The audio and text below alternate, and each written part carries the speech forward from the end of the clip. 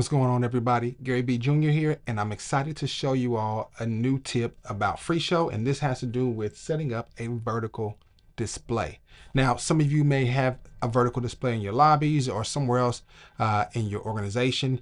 However, if you want to use FreeShow, if you've never set it up before, there's a couple of tips that I want to make sure you understand, because there's two things that are unique that I'm going to reveal in this video that I want you to know before you start trying to make a vertical video. But it's a very easy workaround to make it work properly as long as you follow the steps that I give you. So check it out, and let's jump into the video. So we're going to take this step by step. And the first thing we need to do to get this presentation to be vertical is we need to go into our computer settings. All right.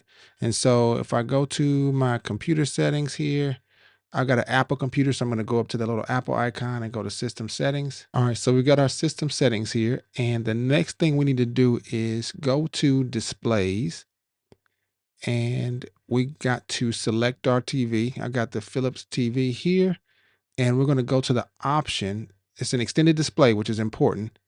And then we've got an option down here that says rotation. We're going to select that, and we're going to select the option that says 90 degrees. And you'll see it flip up there at the top, and then we'll hit confirm. And this is how you have to get started with it. All right. So now you got the orientation of your TV set up. Now let's go back into FreeShow, because it doesn't reflect here. All right. So the next thing we need to do is go into our settings, and we've got some options here. We can go to our outputs, and we can change the resolution here from the output screen. So I can select this, and I can select the tall version of it, and it's there. And notice nothing happens. Okay. It didn't change anything, even though I've got my screen resolution at 1080 by 1920, which is a 9 by 16 instead of a 16 by 9. All right. So I've got to make an adjustment to my style. So I go to my style, and there's another option here that says aspect ratio, and it's set to 16 by 9. So your style is what overrides the look, okay, of your show. So if I go to that, there's an option here that says use output resolution aspect ratio. All right. So if we go here and check that, it's going to automatically default to make it be the output resolution that we've selected already. All right. So for your styles, a good rule of thumb is to go into the aspect ratio and check that box. And anytime you have a TV or monitor or whatever it is set in the output as a certain ratio, your style will automatically correlate with that. All right. So we've got our style correlating with it, which is great. If I go back to my show now, I can see here everything is there and it's looking good. And I can see that I've got the actual screen full size vertical. All right. I've got my live stream here, and I've got my stage view here. They're not affected by this. This is a completely unique layout. It's going to be vertical, but it's going to show all the same content as the live stream, which shows I believe that shows up here. And then this is showing the stage display setup that we've got. All right. Now, what if we want to change the background? All right. This is something that you might run into. You say, I don't want to change. I want to have a different background. You can go down, and let's say we wanted to pick one from the media toolkit that is available. And I want this one. So I can drag this up here, and it'll automatically update. All right. And then I can select it, and you'll see it show up there as well. If we wanted to pick a different background, we can. Let's say we wanted to do some purple tiles. I can drag that up there as our main display and go to the next slide, and you'll see it show up. All right. And those tiles, that's actually just a image, right? If I do the purple shapes, that's a video. So I can drag that in, go into it, and you'll see that the shapes are changing and the video is there and everything is good. All right. So if you take those steps and do it in that order, you'll be good to go. But if you go down here and you click, you'll notice that it does that. All right. It actually just drops in. So I clicked the backdrop, and it made it look like it's a content field. All right. But if I were to select this and drag it on to the show, it completely fills it. Why is that? So if we go to our settings, and I go to my default, which is where I've got this, my primary is this one here with the style for default.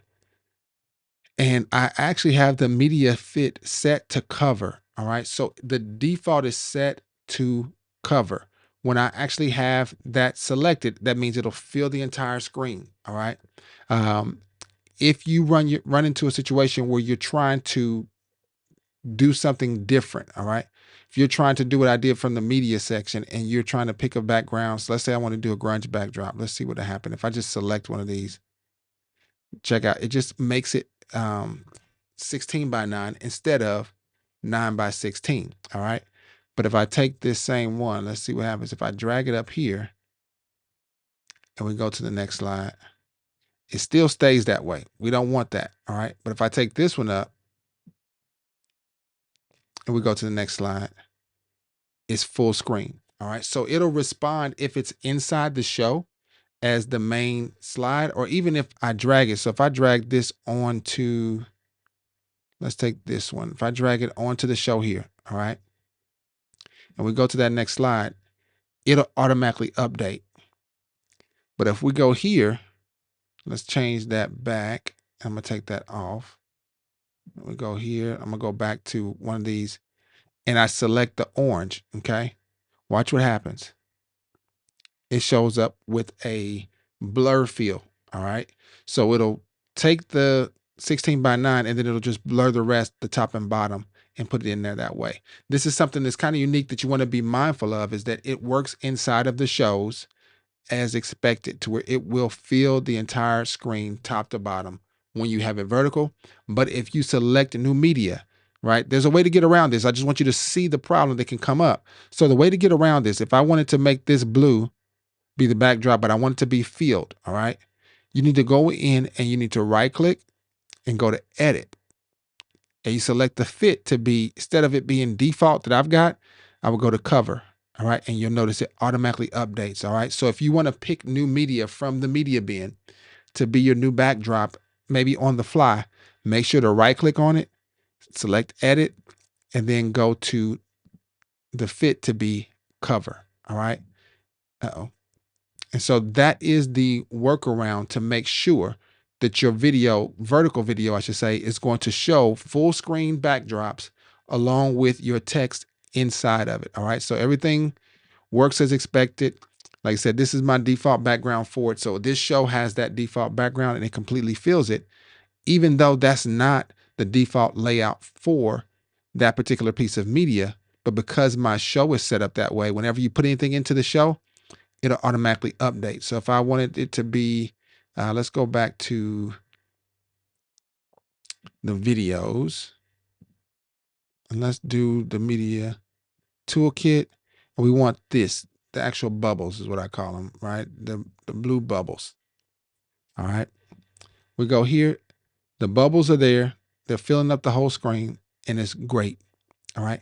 However, if you need to change that and it doesn't do what you expect and you click on one and it makes it look like that, there's a quick fix. If you don't want it to be your main backdrop for the show by dragging it up to the first slide, you can right click on that, go to edit, and then change the fit to be cover, and it'll fill the whole vertical video. All right. Now, when I go back, since this is my first slide, it automatically updates and makes everything be that color. Okay. So keep that in mind.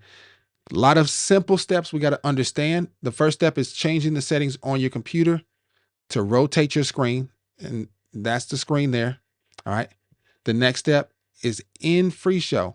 You want to go to your output, change actually choose that rotated screen. So here's my rotated screen. I can't move it around here, but I can move it around here and I can arrange it so I can pull it up to where it's right next to those there, right? So it's a little bit taller. I'll pull it up just a little bit more. I want it just like that. All right, so that's done.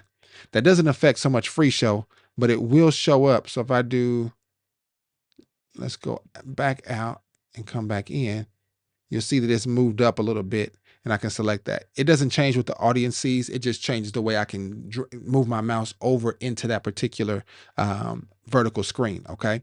But you go to your outputs, change that. Then you go to your style for your main output that you're doing this for, right? This might be a lobby TV. This might be something you're doing as a special backdrop for an interview or something like that, where the TV is vertical. Then you would go over to that particular style and select aspect ratio and turn on the button that says use output resolution as the aspect ratio.